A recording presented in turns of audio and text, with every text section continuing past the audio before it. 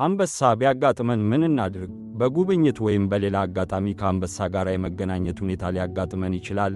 ምንም እንኳን አናብስት ከሰዎች ራቅ ብሎ የማሳለፍ ሁኔታ ቢኖራቸውም አንዳንዴ ግን ጥቃት ሊሰነዝሩብን ይችላሉ። በመሆኑም ቢያንስ ምን ማድረግ እንዳለብን ማወቅ አለብን። ከዚህ በታች የተጠቀሱት በባለሙያተኞች የሚገለጹ የጥንቃቄ እርምጃዎች ናቸው። አንበሳ ቢያጋጥመን በፍጹም መሮጥ የለብንም። ማድረግ ያለብን እኛም ለሱ ስጋት ልንሆን እንደምንችል ማሳየትን ነው። ለምሳሌ በማጨብጨብና በመጮህ ሊሆን ይችላል።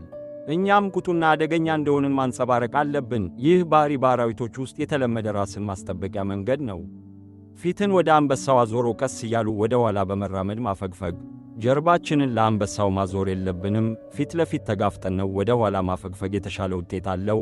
ልዩነታችን እየሰፋ ከሄደ ችላ ስለሚሉን ጥቃት ላይደርስብን ይችላል። ከአንበሳው እየሸሸን ስንራመድ አሁንም እያጉረመረመ ተንደርድሮ መጥቶ ሊያጠቃን ይችላል። በመሆኑም በመጮህ የያዝነው ዕቃ ካለ በእጃችን ከፍ በማድረግ እኛም ልንጎዳው እንደምንችል ፍንጭ መስጠት አለብን። ስንጮህ ያለ አቅማችንን ተጠቅመን መሆን አለበት።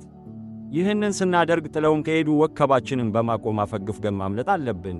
የምንሞክራቸውን ጥረቶች በሙሉ አልፎ ሊያጠቃን ከመጣ ቀጥ ብለን እንደቆም ልንጠብቀው ይገባል። አንበሳ ጥቃት ሊያደርስብን የሚሞክረው በፊታችን ወይም በጉሮሯችን ላይ ነው። ይህም ማለት ዘሎ የሚመጣው ወደ ፊታችን ነው። አንበሳው ዘሎ ሲመጣ በተቻለንን አቅም በእጃችን አይኑን መጠንቆል ያስፈልጋል።